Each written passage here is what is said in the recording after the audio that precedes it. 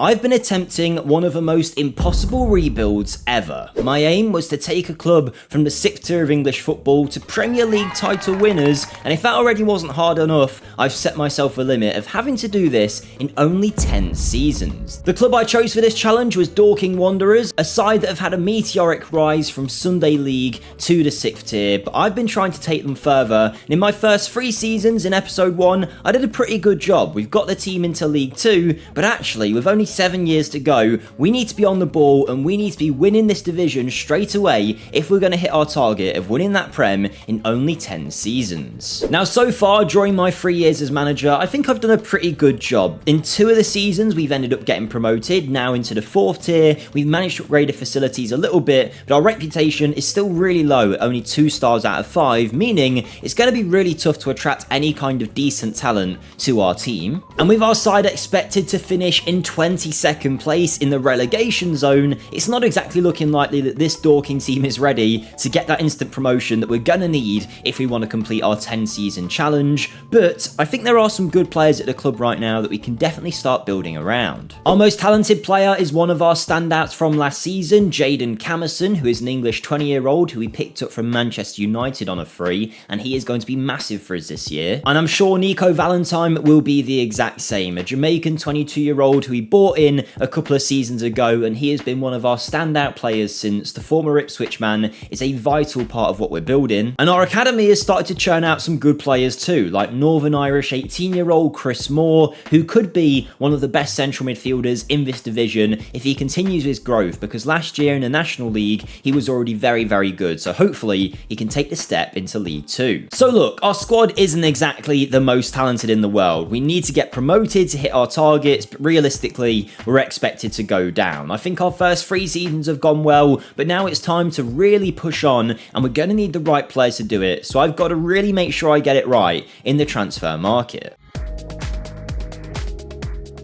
And I think in our first transfer window, I've got this episode off to a very good start. The players we've bought in, I think, take us up an extra little gear. Whether that'll be the difference to keeping us up or not is another question, but I certainly think some of these transfers could give us a really good chance. Coming in first is 21-year-old Josh Briggs, a Northern Irish under-21 international, who you might look at and go, he really doesn't look great based on his attributes, but for the club that we're at right now, he is considered one of our best defenders, which goes to show you we're going to need some work. We've also improved our goalkeeping options with the signing of Alex Kovacevic, who is a 22-year-old English goalkeeper with some of the craziest hair you'll see, who we've bought in from Oxford United, but he is formerly an Arsenal player, so clearly some good academy pedigree, and if he reaches his potential, could be our number 1. If you didn't see episode 1, we are playing a 4-4-2 system that's helped us get promoted so far, and we're going to stick to it, so we needed some extra wide options, and I think Ricky Rayner, an 18-year-old English new gen, could be potentially trained into that left mid spot and do a decent job for us. He's a good player with good potential who we bring in after being let go from Coventry, so there's championship pedigree in this young lad, and fingers crossed he can develop into a good player for this level. But the man I'm kind of hanging my hat on here really is Daniel Adu Ajay, who is a 22-year-old Englishman who's 6'2", quick as well, and might not be the best technically, but he is someone that I'm hoping will be able to get us a lot of goals. He's been at Fulham, been at Bournemouth, played a game for Bournemouth actually in the Premier League, even if it was only a sub appearance, so clearly there's some kind of talent here. Now, is he going to be the real product straight away? I'm not so sure, but in time, I feel like this guy could be our leading forward, and actually, with the level we're at right now, he probably does step into our first team instantly. So with the budgets we had, we weren't exactly able to make the world's best squad and instantly get promoted, but I'm hoping those players will certainly help us out across the course of this year. But now our best 11 in this 4-4-2 shape is starting to take shape, for lack of a better word. In goal, we've got Magnus Norman, who's been with us since the start. Camerson, who you've met, is at right back with a centre-back partnership of Appiah, the 24-year-old Dutchman, alongside Kelleher, who's someone informed me is the brother of the goalkeeper at Liverpool. And actually, when you look at his face, yeah, you can kind of see it. He's been with us for a few years now, as has Jordan Norville-Williams, who was here right from the start when we took over, as was Charlie Carter, alongside the new gen Chris Moore. Josh Taylor is our best left wing, and actually, when you see the star ratings of some of our positions, I think we're really going to struggle here. The budgets haven't been kind to us. We haven't exactly been able to attract the best talent. And if we don't get promoted this year, I mean, what will be 4 seasons in, only 6 years left to get out of League 2, League 1, the Championship, then into the Prem, and then that's assuming you got promoted every year and that we're going to win the Prem straight away. I might have set myself an impossible task here, but we're going to give it our best shot anyway in what is now our 4th season at the club and the first of this episode.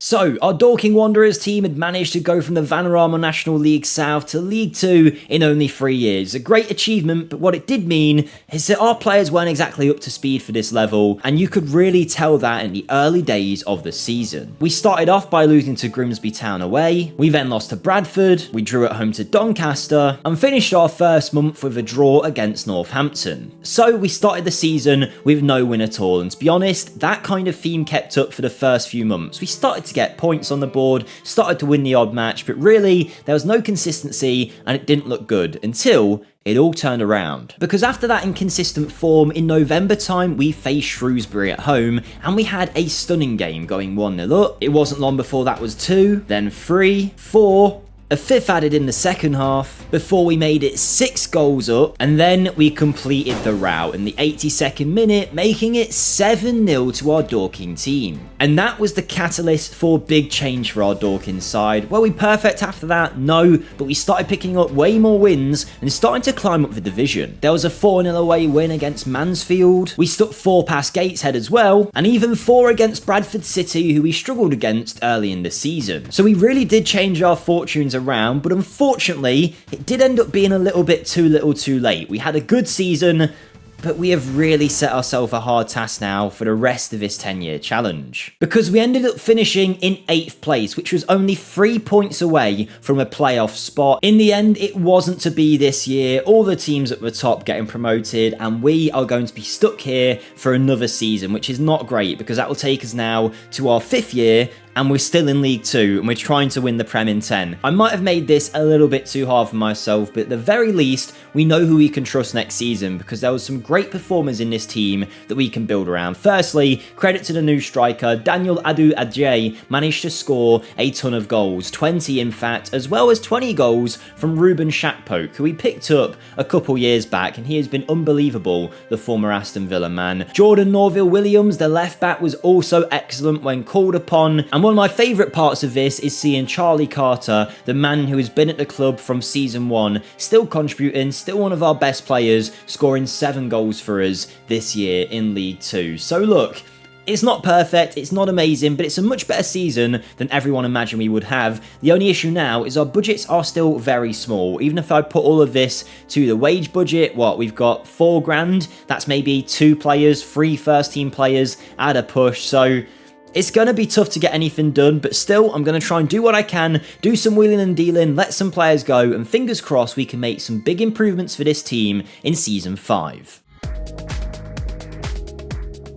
And I can't lie, I might be the master of transfers because we had a really small budget here, yet I've been able to, in my opinion, revolutionise our Dorking squad and give us a really good chance of promotion this year. If you're still watching at this point though, it probably means you're either enjoying the video or you hate watching. Either way, if you're still here at this point, if you could hit that like button, it really would help on the videos. Your support in episode 1 was massive. It struggled at the start and I thought, oh no, I've started a new series and the first episode hasn't done well, but now it's started to pick up thanks to you guys. So keep the support coming, like the video, and make sure you're subscribed as well so you don't miss the future episodes of this series. There's hopefully going to be 4 or 5 parts to this, so make sure you are following along. And I need your guys' help as well in the comments. Let me know what you think this team needs, what position are we really lacking, because for me, I can't really tell where we're going wrong, but there's still some areas that need improvement, but I think a lot of them have been ironed out in this transfer window. Let's start with a couple of new gens I have picked up for free that I think could eventually be part of our first team. Firstly, we have Matthew Strong, 18-year-old goalkeeper, picked up as a free agent. The same story goes for 18-year-old David Corcoran, who is an Irish under-21 international, so he's got a big future in the centre of the park. But my scouts also did really well in finding Jules Saka, a Congolese under-21 18-year-old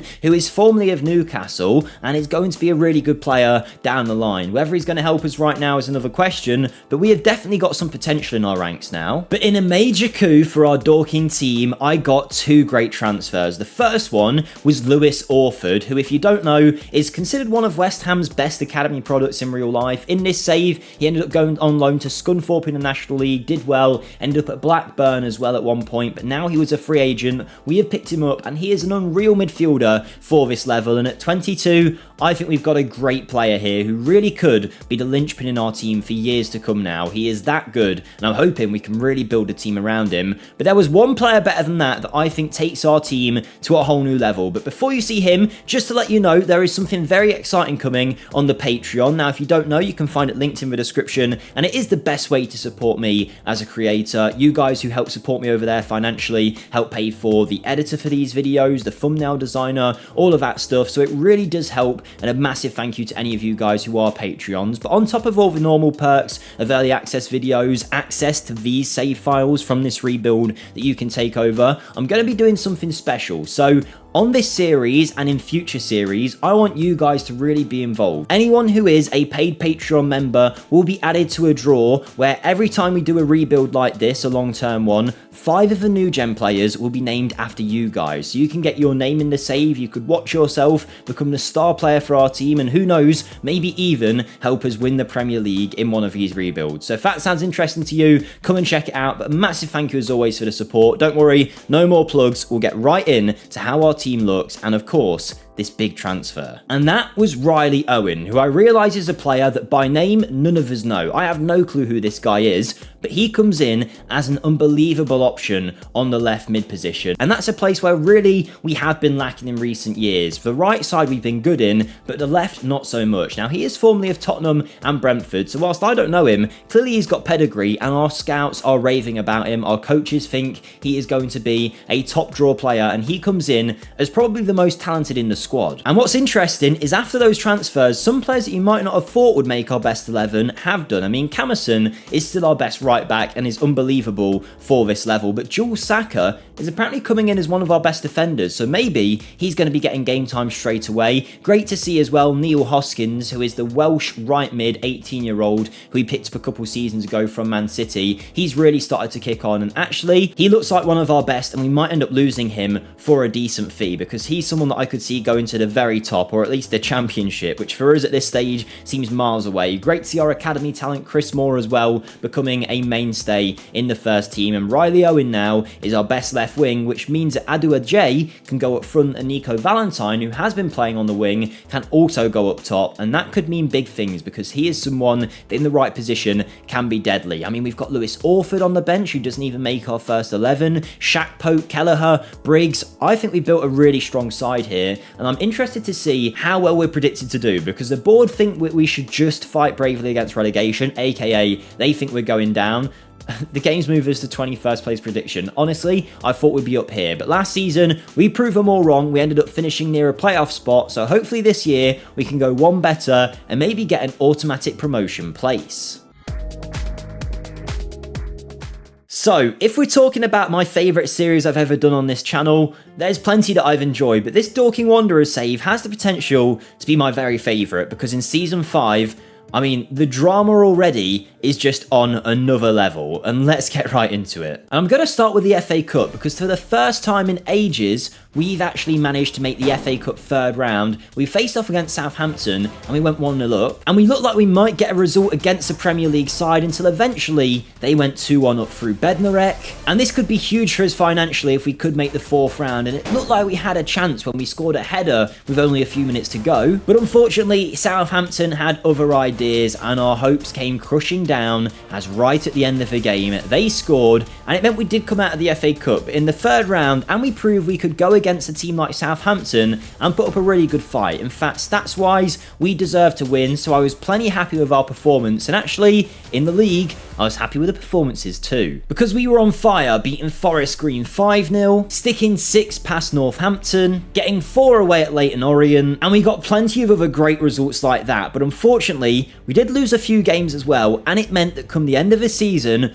we had just made it into the playoff spaces. So this really was our make or break chance of getting this rebuild back on track, to get promoted to League One in Season 5, and in the first leg away from home, we scored in the 90th minute to get a win. So we were leading Tranmere with a chance to get into the playoff final, and at home, we managed to go 1-0 up through Adu Ajay, and we sealed what was a comfortable victory in the end as a dual Saka corner found new gen Chris Moore, and that meant he had scored the goal to take us to a playoff final for the chance of making it to League One. And our opponents on the day were Cambridge United, and this was maybe one of the most dramatic games ever. Jules Saka, the Congolese man, managed to put us 1-0 up, and with only 15 minutes gone, we managed to make it 2, as Eubank cut in and a ball went in off Valentine's head. So we were cruising, promotion looked like it was going to be ours, but Cambridge United had different ideas, and with 20 minutes on the clock, they managed to make their way forward, and a brilliant strike found the back of the net. So we were worried that Cambridge might get back into it, but thankfully, Valentine managed to poach onto a mistake to make it 3, and before we knew it, before half-time had even hit, we were 4-1 up in a playoff final, and promotion was going to be ours. But I don't know what was said at half-time, because Cambridge scored straight after, and our 4-2 lead suddenly turned into 4-3. And in the 88th minute of all times, having had a 4-1 advantage, we conceded, and it was 4-4. Extra time was looming. And at this point, I felt like we were going to bottle it. We had really let everything go, but late on, a ball into the box found Goodyear into Shaq Polk, who scored, and that gave us the victory. Thankfully, we didn't mess it up from there. That meant we were heading to League One. And I think we deserve it, to be perfectly honest with you. It was so tight this season. Bolton in 7th place were only 8 points off winning the title, so you can see just how close it was across the course this year. But the standout man was our top goal scorer, Daniel Adu Ajay, who has managed to be a 25 goal a season striker, which I never expected when we picked him up. Valentine did great as well, as did Camersons and Neil Hoskins, who is now attracting the interest of Huddersfield all the way in the Championship. So there you go, that might be our first big sale, which we haven't really had just yet. We had Lewis Orford scoring 8, Asemi, a player from our academy, scoring 11 as well. So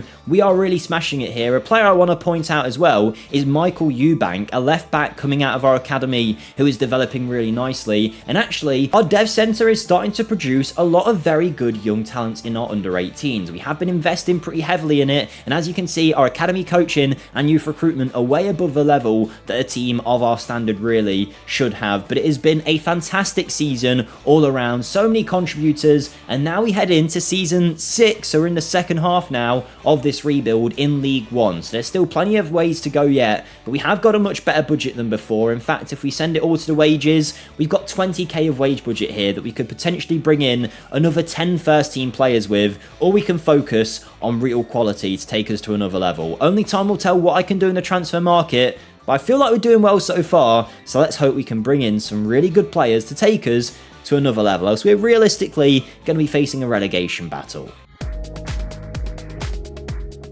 I can't lie to you guys, the Season 6 transfer window, it's time to strap in, because this is where it starts getting interesting. We've had big sales, loads of players coming in, and only time will tell if we've actually got better. Firstly, this sale actually happened last season in January, but David Corcoran, who we met earlier, had a release clause activated for £93,000. Not bad for bringing in a player for free, never playing him, and then selling him on for big profit to Galway United. It might not look like a lot of money, but for us, that's a big deal. But one that was even more of a big deal was Neil Hoskins, who had interest from Huddersfield, but in the end was in a bidding war between a bunch of clubs. He's ended up going to West Brom in the Championship for 325k, which for us is a very good fee. Now, we probably could have got more, but he was one of them where he had a release clause, so he didn't really have a choice. Loads of teams bid for that amount, and eventually I'm sure he's going to go on to be a really big player. But for right now, we do lose the Welsh 19-year-old, but it meant we had big money to invest in our team. I shifted all of it to the wages, and we have signed some top talents for this season. And I'm going to run through them pretty quickly, but first we have Andy Semley, an 18-year-old Welshman coming in to replace Hoskins on a free Batshuayi, formerly of Arsenal. Former Liverpool man Alex Norris is another new gem picked up on a small contract with the potential to go far. Andy Dunks from Manchester United, as is the 18-year-old Northern Irishman Kieran Woodburn. And they completed the transfers that I would consider ones for the future, but we have signed some players that go right into our first team as some of our best. Don't forget to like the video if you are still watching to this point and get involved in the comments, but let's see who we've signed in the final transfer window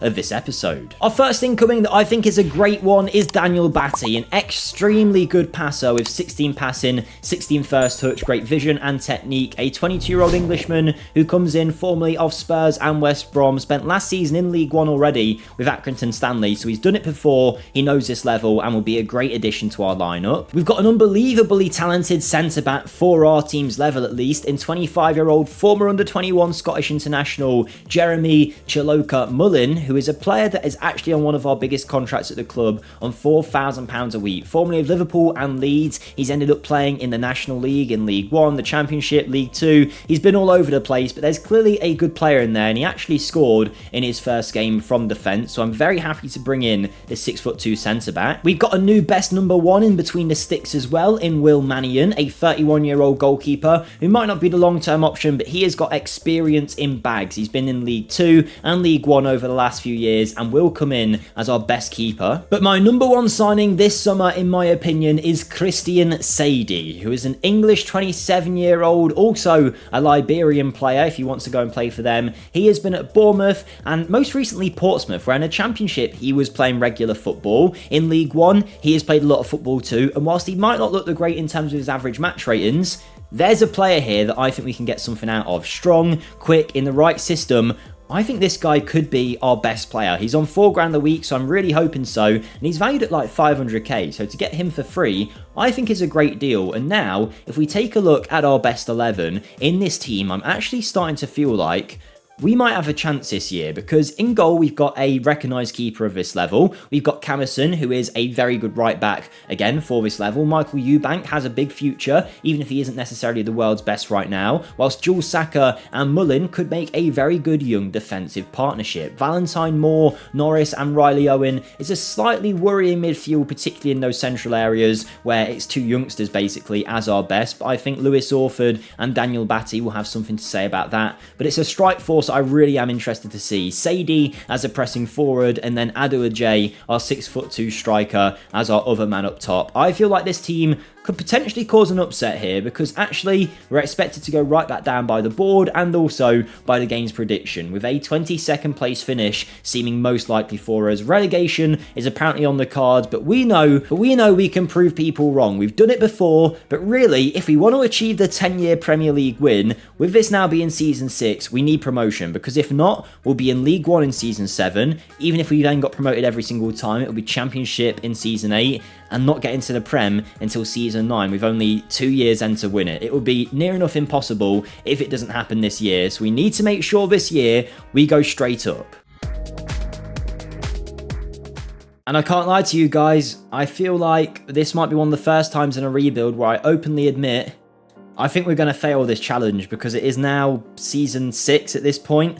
In our first year in League One, it really did not start well. Our first game looked positive. Away against Walsall, we went 1-0 up and looked like we had a win in the bag. But unfortunately, very late on in the game, in the 88th minute, we saw Walsall come and score a goal very late on. So we had the win in the bag and we lost it. And to be honest, that kicked off a torrid first 2 months. We went on to lose our next game against Bristol City, before drawing the next 3 and then losing to Bradford City 2-0. So that was our first month in League One without a win, and the next month it continued. A draw, followed by a loss, then another draw, and that was then 2 months without a win, and it looked like things were going to be real tough this year, until a lucky cup match draw against Brentford's under-21s. And instead of resting our team in this EFL trophy match, we just went for it to get momentum up, and we absolutely smashed the youngsters, managing to beat them 10-2. And we kicked on from there. We started looking a little bit better, not perfect mind you, but we got some great results, none more so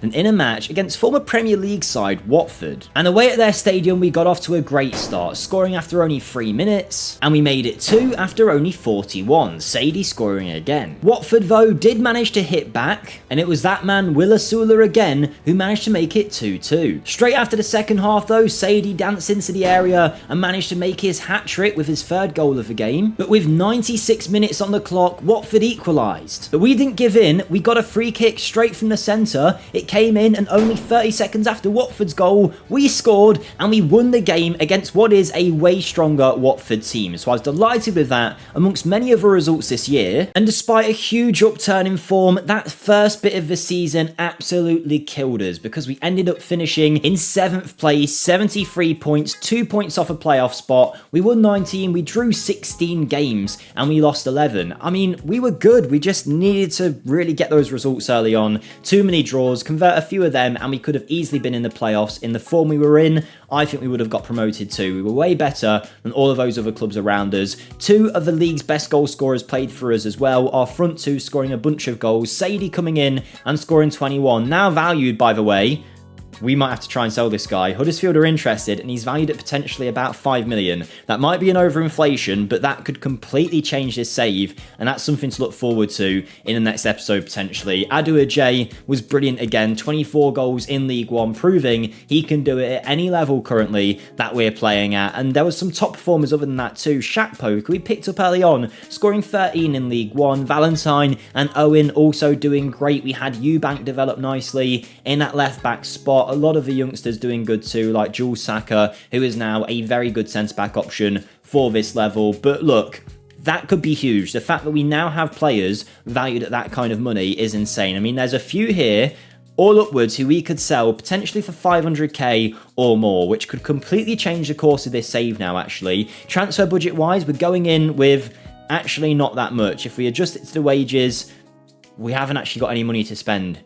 This is going to be tough. We might have to sell some of our players. We have been improving the facilities at the club by a massive standard though. Our academy coaching and youth recruitment is excellent, but we have a lot to look forward to in our next episode because we're going to sell some players now, hopefully, for huge money, and this could completely change the way this save's going. I thought it could be over, but with those valuations, maybe we could save ourselves and potentially still do this in only 10 years.